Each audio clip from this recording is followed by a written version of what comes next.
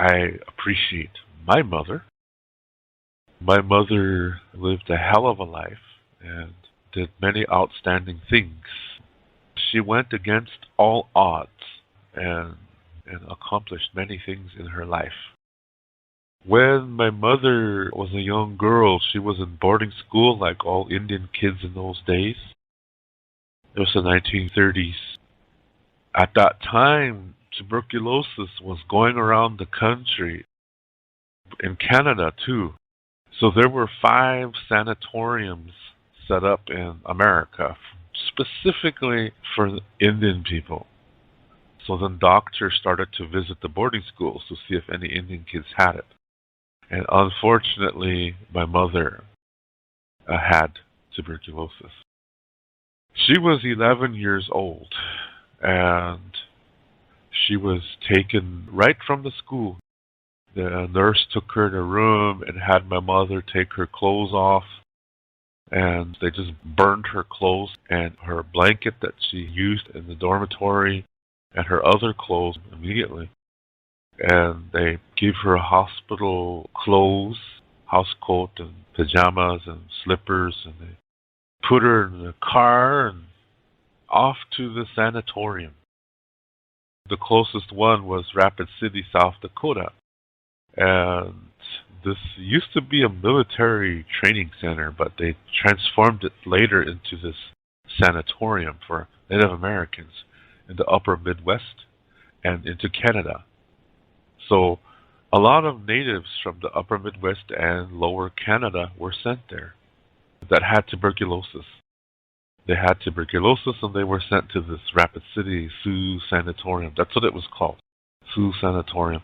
And people would call it Sioux-San for short. So my mother didn't even get a chance to say goodbye to her parents because she was at boarding school. Yeah? And her parents lived on a ranch out in the country, but they lived like about 100 miles from the boarding school. And she was taken to Rapid City, which was in the other direction, another 150 miles. And those days, not many Indians had cars. People usually did things by team and wagon. So she was taken to this hospital at 11 years of age, and she stayed there from 11 years old to 18 years old. When she was 16, she seemed to get better. And she said they took some kind of medicine that was pink, a pink fluid. And she said the doctor said she was well enough to go home at 16. So she went back to the reservation. She stayed there for a few months and then came back again.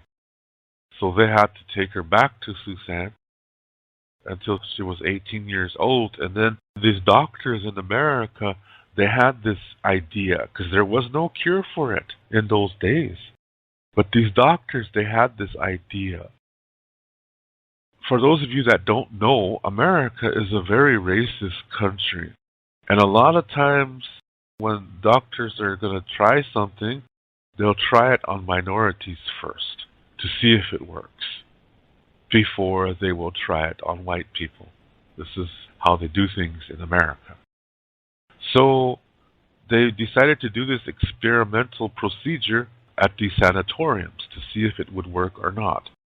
And this was the theory. The theory was to deflate the lungs and have her breathing through a respirator, and then to squeeze the lungs, to squeeze each lung really tight so that's like a ball,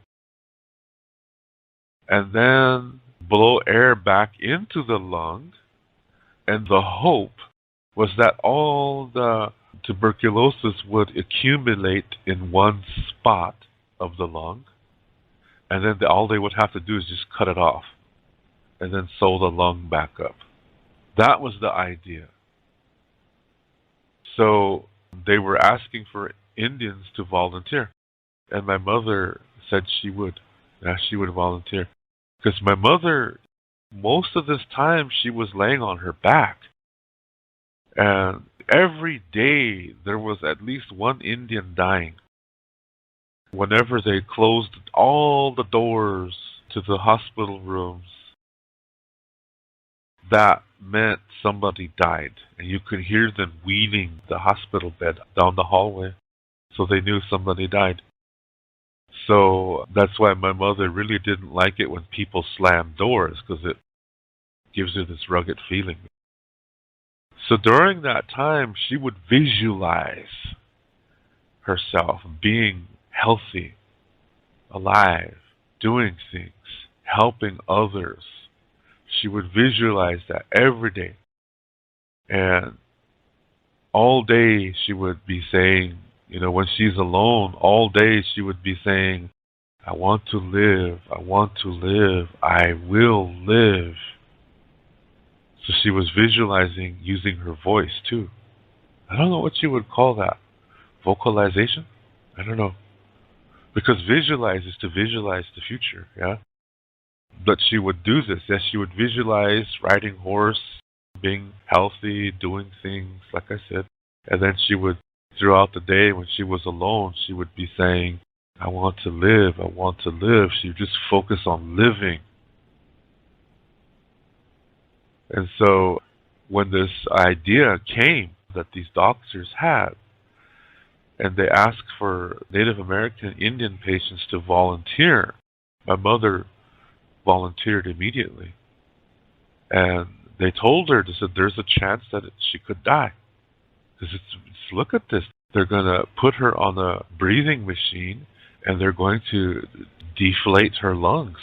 This is a serious thing. And she could die.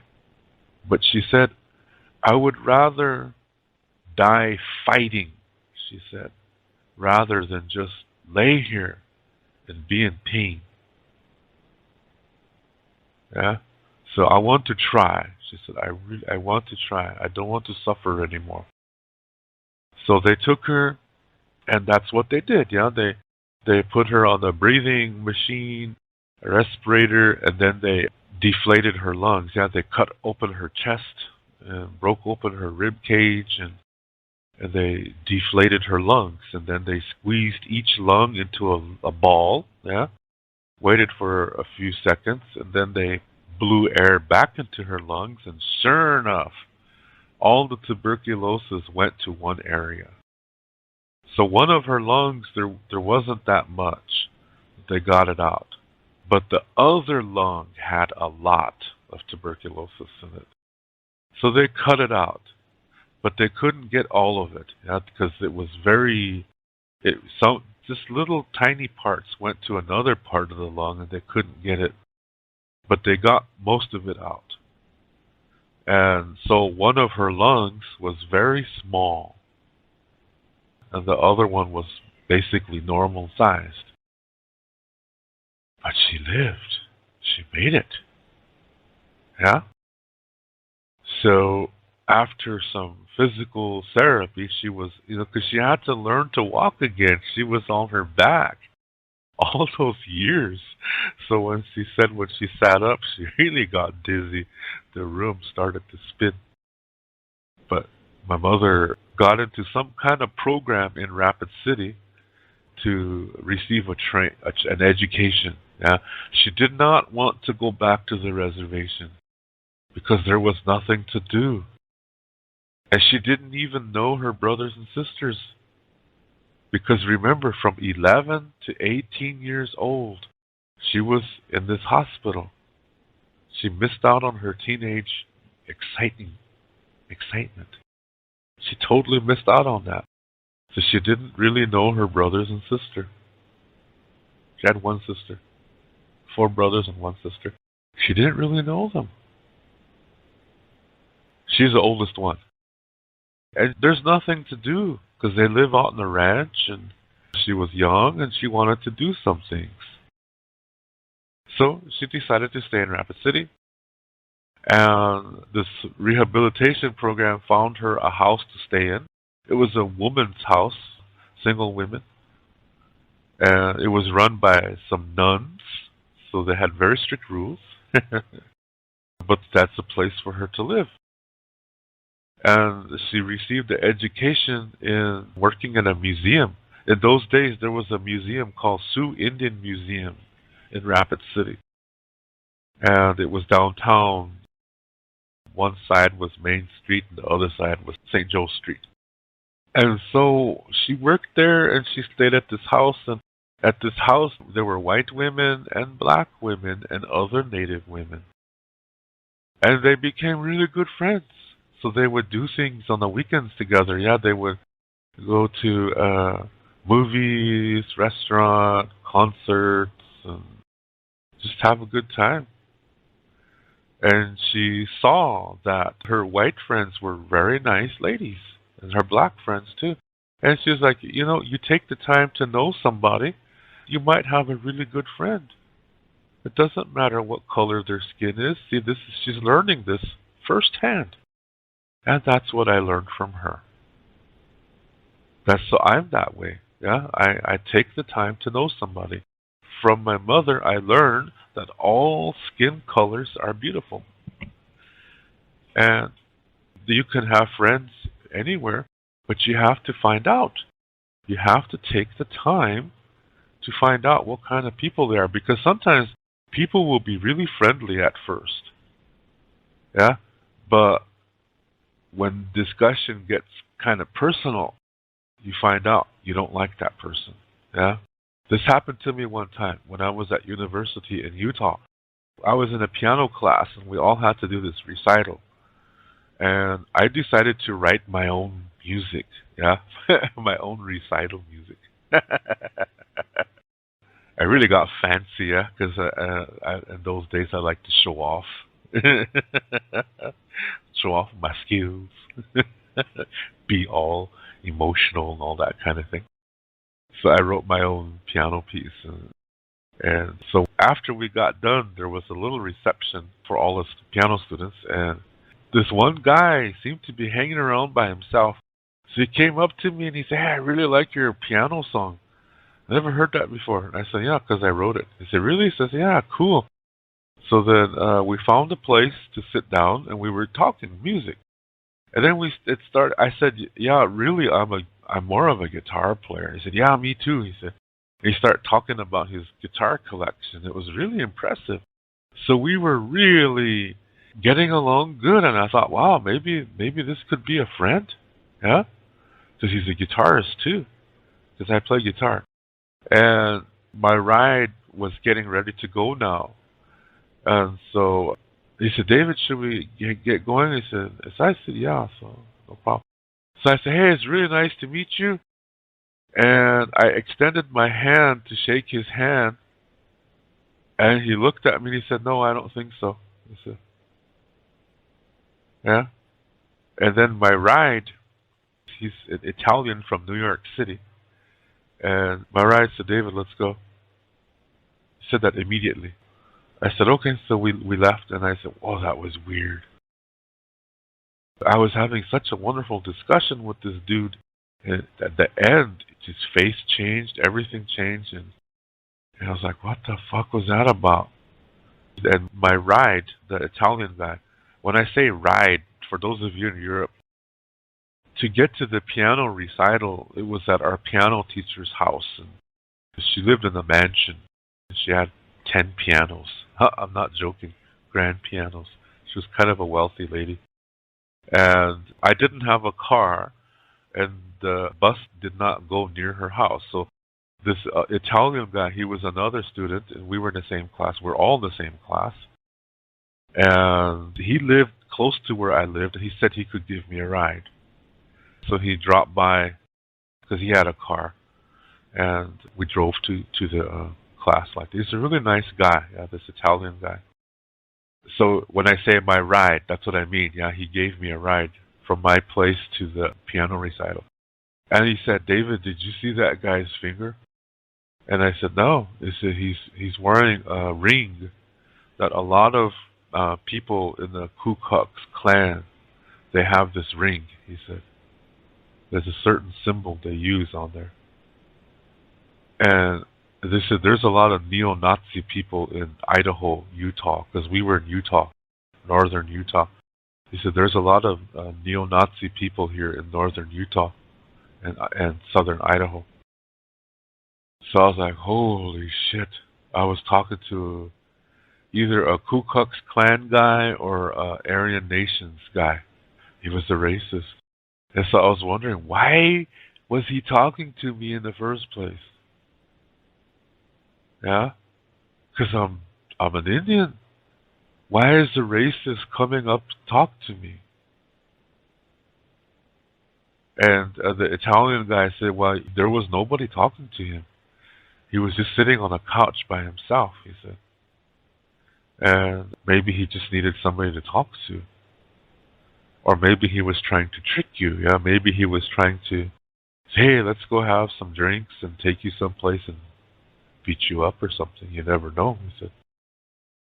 So he probably had an ulterior motive.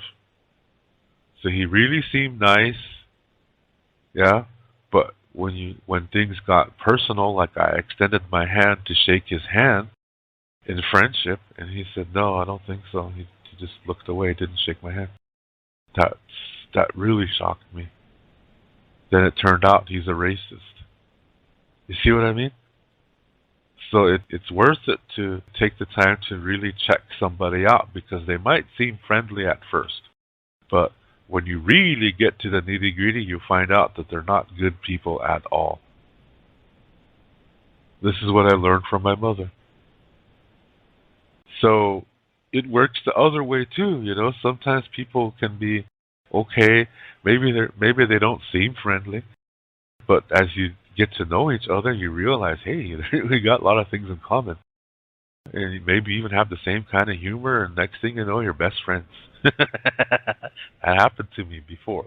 Yeah. And so the opposite happened to me. Somebody just seemed okay, but as you got to know them, it turned out really good, and we ended up becoming best friends. So what we are learning is that underneath it all, the skin color is just the wrapper. And what's important is underneath, inside of you. And you have to take time to find that out. Another thing I learned from my mother was visualization. She was doing this when she was in the hospital. She wanted to live. I want to live. I want to live. And she would visualize her future of being healthy and doing things, helping people like that. I learned that from her. And after I was born and my mother got married, we were a family for about 2 years, and my dad started to become an alcoholic. And my mother did not want to live like that. So we were living on his reservation, which is the Rosebud Sioux reservation. So once he started to mess up, then we left. We went to her reservation, and that's where I grew up. But when we returned to her reservation, her family, they didn't like her, and they did not like me. And the reason why is because, see, in those days, Indians were strong Christians. And there is a verse in the New Testament in Matthew. Since it's Sunday, this is our church lesson for today. In Matthew chapter 19, and I think in chapter 5 too, it says that when you divorce your partner and marry a second time, you're forcing your new partner and your ex-partner and yourself to live in adultery. And any child born from a second marriage onwards, because some people get married 3, 4, 5 times, yeah? Basically, they're saying that the only children that are good in the eyes of God are the children from the first marriage. Children from other marriages are not good in the eyes of God. They're bastards. That's what it says. So Indians were trying to follow rules from the Bible in those days. So my father, when he married my mother, this was his second marriage. His first one ended in divorce. And so because of that, my mother's parents They were Christians, so they believed that my father was forcing their daughter, my mother, to live in adultery. And when I was born, see, I'm a child of a second marriage. So this means that I'm not good, that I am a bastard, I'm an abomination in God's eyes. So my mother's relatives, they looked down on her and they treated me like shit. Her cousins told their children not to play with me because I'm bad. So I had cousins that really treated me mean. So my mother would keep me close to her as a baby so nobody would do anything bad to me. And sometimes we would go out to the country and in the summertime and have a picnic, and we're just by ourselves. And she had her own car. So from this experience, we both learn there's good Indians and there's bad Indians. And most of my relatives, they treated me like shit. Now, some of them were really nice to me. Just very few, though. Most of them, they treated me like shit. And I have many stories about that, but I'm not going to focus on that today. I just tell you, most of my relatives on my mother's side treated me like shit. I have to emphasize that, on my mother's side. Because on my father's side, it's the complete opposite. They love me, and I love them. Yeah? But my mother's side is different. It's not good. So I never really bonded to the reservation or the people or the land, thanks to my mother's relatives. So these are things that I learned from my mom. That just because you're Indian doesn't mean you're good. And just because you're white doesn't mean you're bad. It's what's underneath. You have to take the time to find that out. That's what's going to tell if somebody is good or bad. You have to take that time to explore that, to check it out. One time I was asked to perform with this Native American dance group. I was going to do my modern music, contemporary music.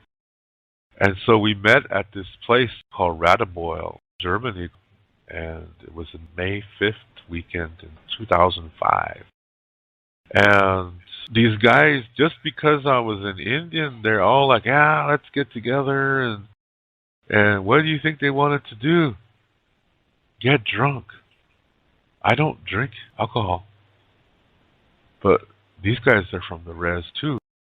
From the Crow Indians and Blackfoot, and all enemies. Yeah? All enemy tribes. But I did not want to get drunk. So that kind of pissed me off that they thought that just because I'm Indian that I get drunk. And these are Indians. Yeah? These are Indians. And I just said, no, I'm sorry, I don't do that. And I'm kind of tired, so I'm going to go sleep early. Oh, okay. They would say. They were cool with it. But I didn't like that. Because on many reservations, people have a war against alcohol.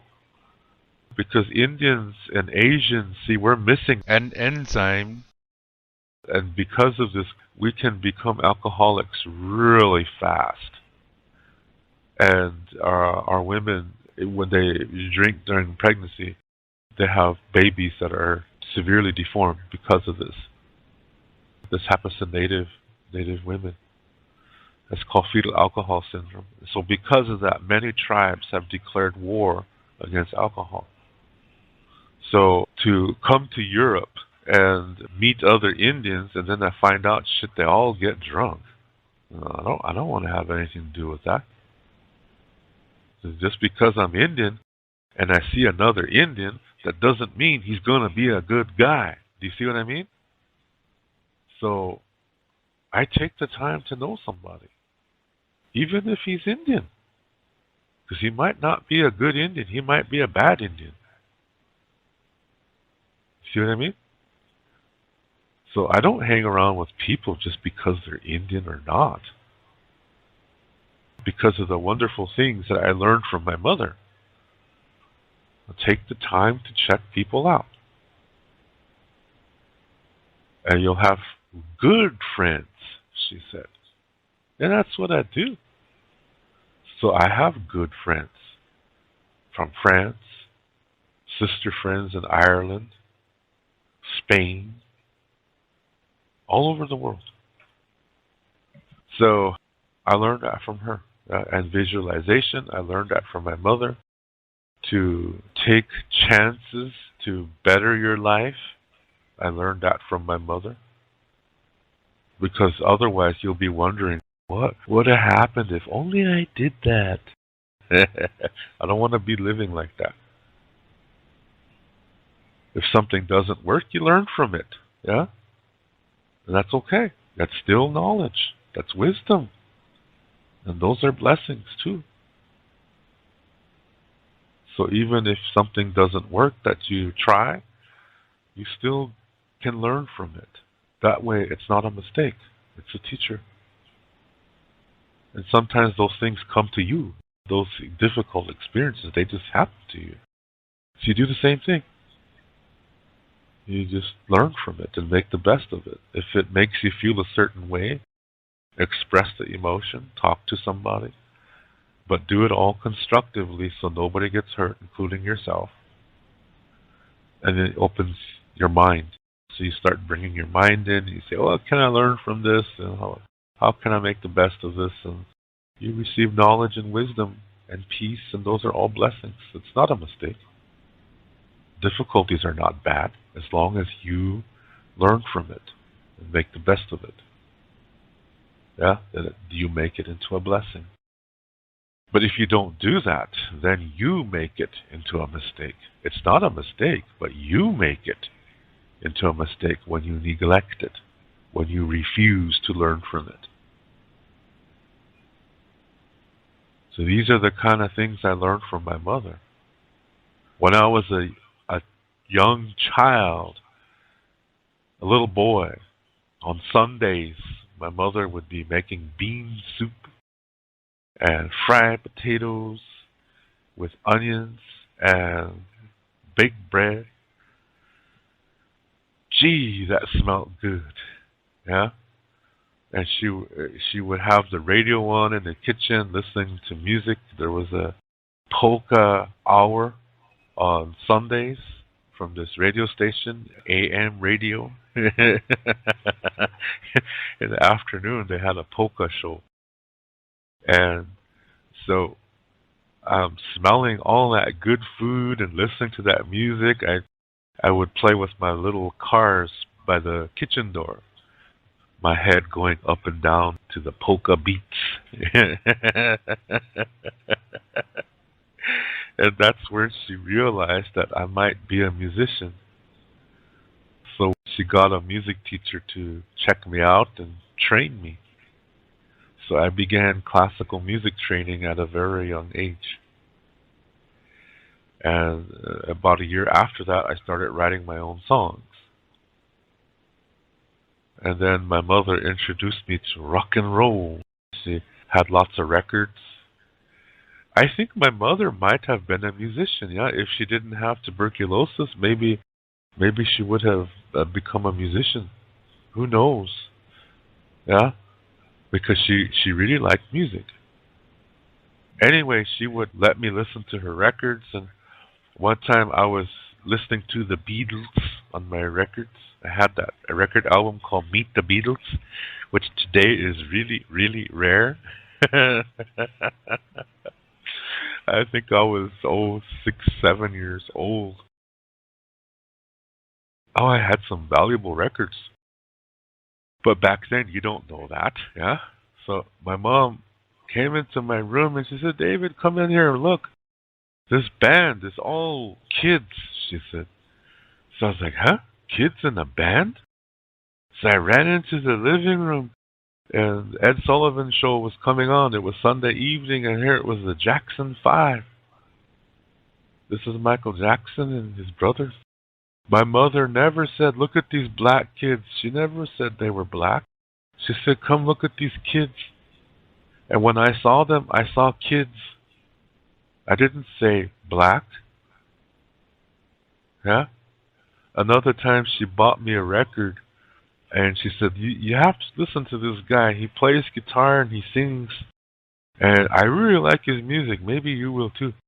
And she put this record on and let me look at the cover because it was a gift. Yeah? And Johnny B. Good started. It was Chuck Berry. She never said, look, listen to this black man. She never said that. She said, listen to this guy. She never called people by the color of their skin. And I learned that from her. Yeah? Another time in school, and we were I was seventh grade, so this would put me at 12 years old. And it was a social science class, and the teacher came in at the beginning of class, and he said, I have a question. He said, I'm just curious. He said, can any of you, in your mind, would it be possible in your future that maybe you marry somebody who's black? If you can, raise your hand. Well, I had to sit in the front of the class because I was supposed to wear glasses, but I didn't like them because they looked just funny. So the teachers put me in the front row so I could see the chalkboard. So I sat in the front row, so my hand went up right away. I heard people laughing. And then the teacher said, I am really disappointed in this class. He said, there's only one enlightened soul in this class. He said, I looked around and shit, I was the only one with my hand in the air. Because to me, it doesn't matter what the skin color is.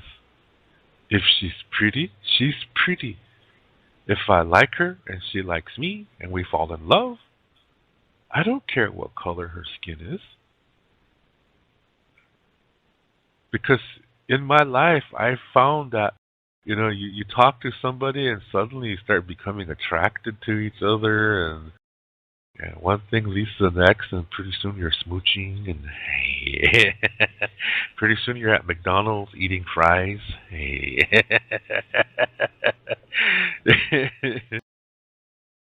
I was like, oh, geez, what's wrong with these people? These other students, they were laughing. Ha ha, Dave is going to marry a black girl, ha ha ha. They would say that. And I was like, what's the problem? Because, see, at that time, I had a really mean crush on Lieutenant Uhura from Star Trek. Yeah, that's a pretty woman. And there was another one. There used to be this TV show called The Dean Martin Show. And sometimes he would have this singer on there named Lola Falana. Wow, that lady was pretty. And she was black. So the teacher, he said, thanks, Dave. He said, thanks for being the kind of person you are. So he whispered to me, and he said, is there somebody you like that you find beautiful? So I said, Lola Falana. He smiled and he said, yeah, me too, he said. Google her and you'll see what I mean, yeah?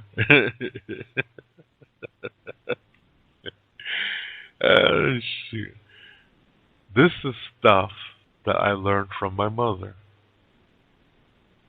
Like I said, when my mother and father got married and my father began to mess up, and she didn't want to live like that, so she left. Sometimes situations go bad, and the best thing to do is just to get the hell out of there and lick your wounds and learn from the experience and continue on. So that's what I did. I did that too. Things like this happened in my life as well. Learning from difficulty led me to a better situation. That's something I learned from my mother too. She left her marriage because my dad was screwing up big time. He was becoming an alcoholic. So we left. And Years later, we got our own house, and she became a teacher. And she worked with 3 and 4-year-old children. And she wanted the Indian kids and the white kids to play together and to do things together. So hopefully they'll remember that. And she taught for 30 years. And she taught 3 generations of people. So it was good to see that, yeah. Sometimes we're at the store and some guy who's my age might come up to her and he'll say, "Hi, teacher." He'll say, it'll be a white guy, yeah. And then his child would say, "Hi, teacher." They both had my mother as their teacher, yeah. This is really nice. This guy is my age, yeah. "Hi, teacher," he'd say. "Teacher."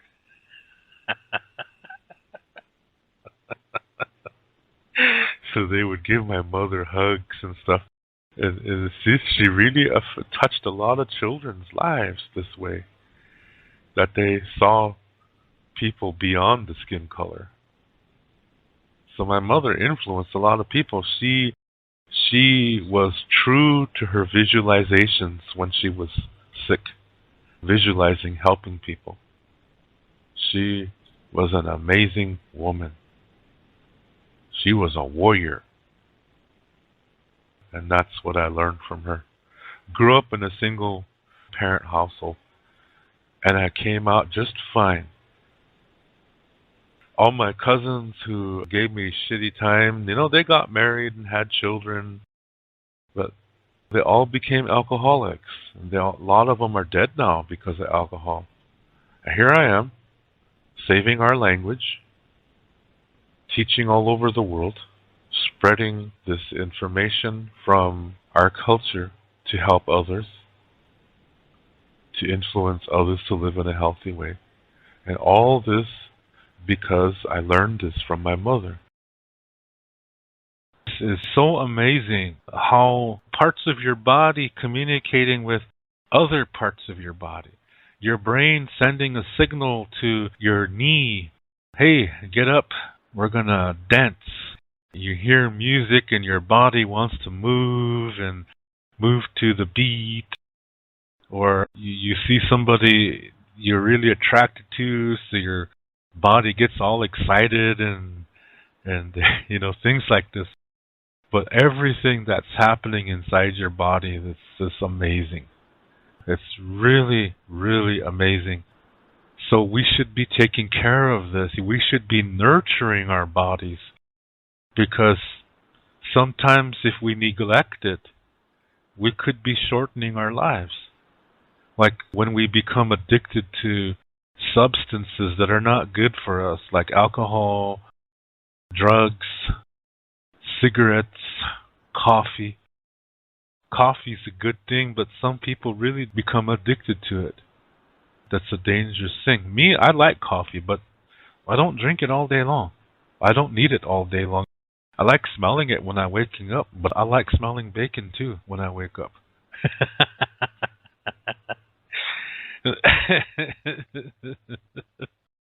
We really should be able to find a way, whether it's a video or something, to really look at what your body's doing to help you live. How your lungs are working. If you'd see the wonderful things that your lungs are doing, and then you look at what tobacco does, that it's destroying things in your lungs, maybe it'll make us think twice. One example I like to use is the story of my mother. My mother got tuberculosis when she was 11 years old. When she was in boarding school in America, this was like in the 1940s, there was a tuberculosis epidemic going around Canada and America. So they were going into all the schools and checking everybody. And my mother was diagnosed with tuberculosis. And as soon as you got it, they just took you. You didn't even get to see your family. They just took you to these sanatoriums. There was one in Rapid City, South Dakota, and all Indians were sent there from all over America and Canada. They call it Sioux Sanatorium. It used to be a military place. And then they turned it into the Sioux Sanatorium. The stories that my mother tells are just, hey, he's a holy man. They really humble you. Yeah. Like, for example, she would say when the nurses would go up and down the hallways, closing all the doors, and then you hear wheels going by really fast, and then you know, she said that somebody died. So then they disposed of the body. I don't know if they burned it or what they did. So it gets to your head. And so that's why she didn't like to hear door slams. And she would say to herself, I want to live. All day she'd be saying, I want to live. I just want to live. I don't care what happens, but I want to live, she would say. To make a long story short, some doctors in America had an idea in treating tuberculosis. And the idea was to open up the body cavity. And then what they're going to do is they're going to put you on a respirator. And then they squeeze your lungs, and then they blow air back into the lungs. And the theory was that all the tuberculosis should be stuck together in one part of the lung. And then they cut that part out. The rest of the lung is okay. So that's what they did to my mother, and it worked. They got rid of most of it. But they said that it's possible that there might still be small parts there, but they're not doing anything. So the doctors told my mom to be careful when she gets cold, because a cold or pneumonia might wake them up again. That's what they told her. So she was always careful in the wintertime. So one of my mother's lungs was smaller than the other. She lived longer than a lot of people thought she would. She always would say, I want to live. Every day, yeah. She stayed on her back for 6 years in the hospital until she had this operation. When the tuberculosis was cut off her lungs, she had to learn how to walk again. So she said when she sat up, she was really dizzy. She didn't sit up for all those years.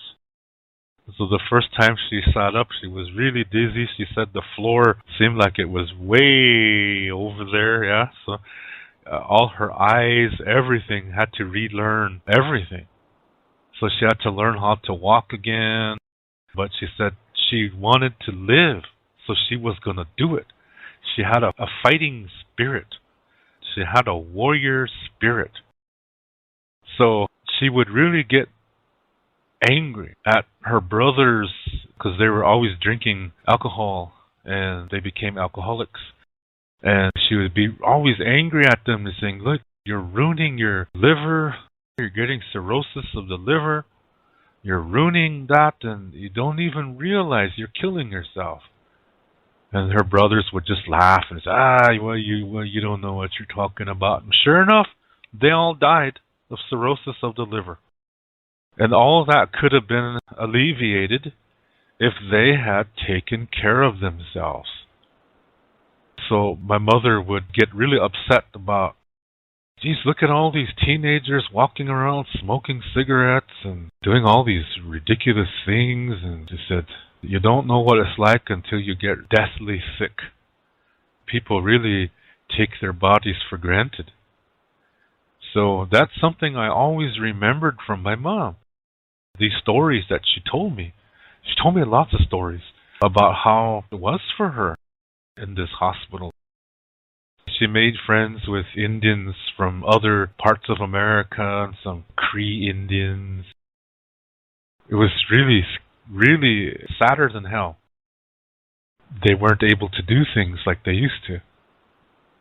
And a lot of them did not make it out because they died. The tuberculosis took them. It took them and they died never seeing their families. They died in those hospitals. And my mom said, I just wanted to live. So every day, my mom would visualize. She would visualize every day walking. She would visualize riding a horse. She would visualize the future of dancing, of running, and having a good time. Every day she did this visualization. And this is why I talk about this a lot on this show. The visualization is very powerful because it puts something in your brain to help you. And it got her through. So after she had this operation and she got better and they helped her find a job, and she went back to the reservation for a while, but she found there's nothing to do, she said. So she came back to Rapid City. She worked at the Sioux Indian Museum, and there was a government program that helped her to get a car, and she got a job on the Rosebud Sioux Reservation and met my dad, and 2 years later I was born.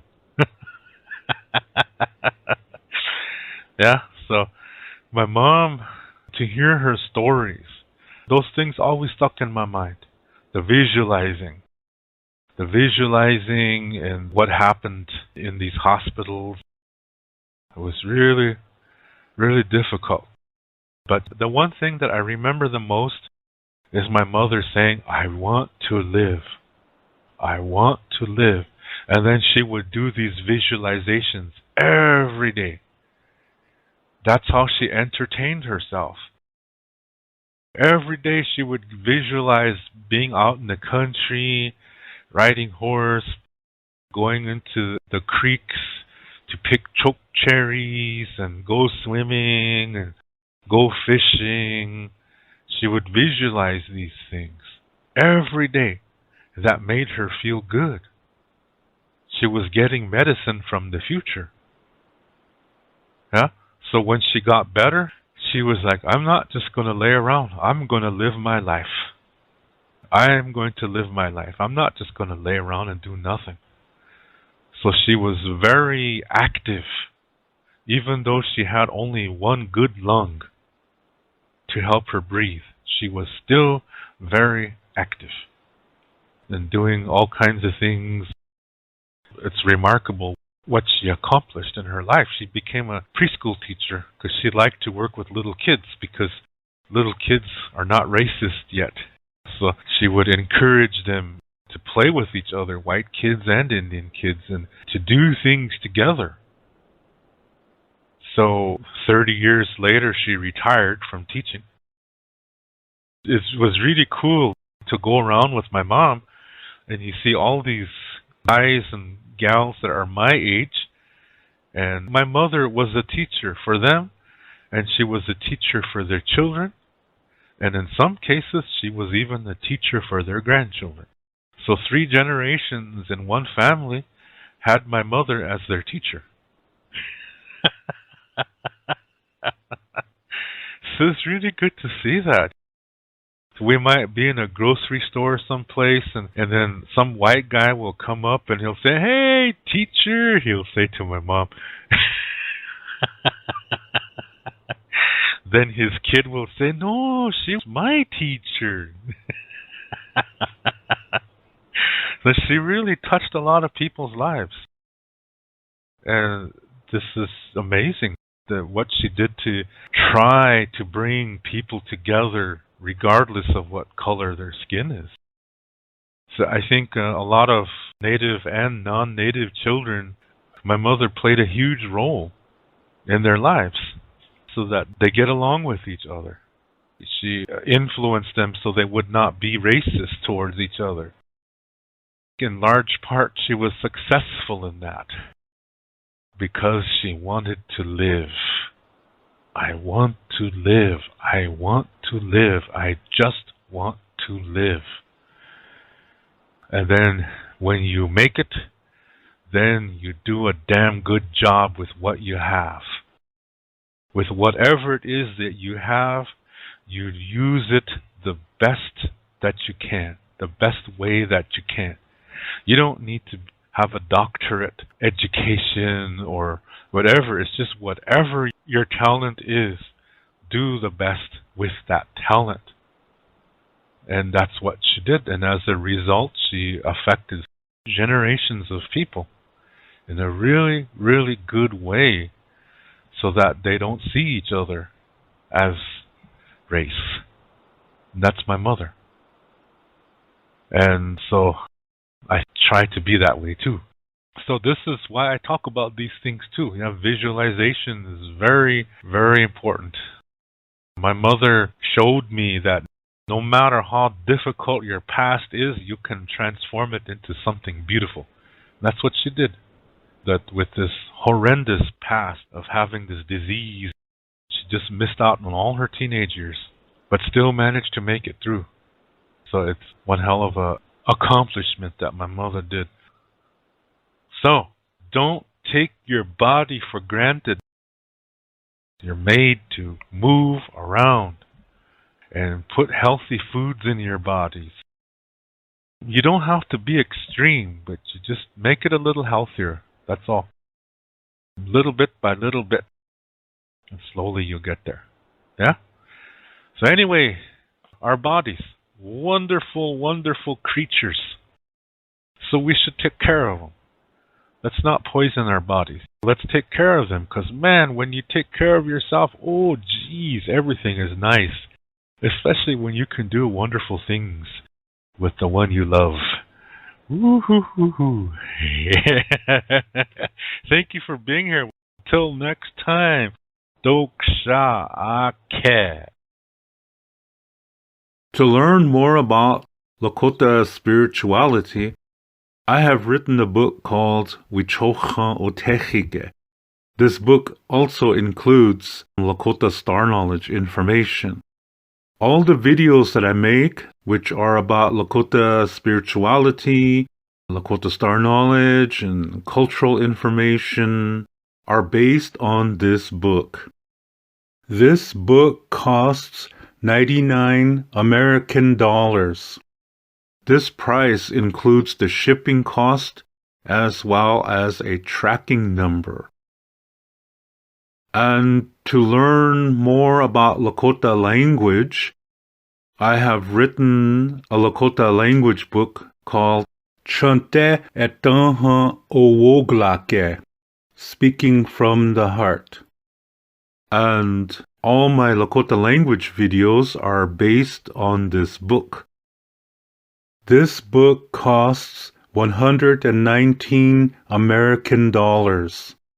This price includes the shipping cost as well as a tracking number. I also teach online and I give spiritual consultations as well. If you are interested in any of my services and products, you can send payment via PayPal to my email address, which is hehaka7@yahoo.com. That's HEHAKA, the number 7@yahoo.com. When you send your payment, please include your shipping address and your email address. Lila Pilamayelo. Thank you very much.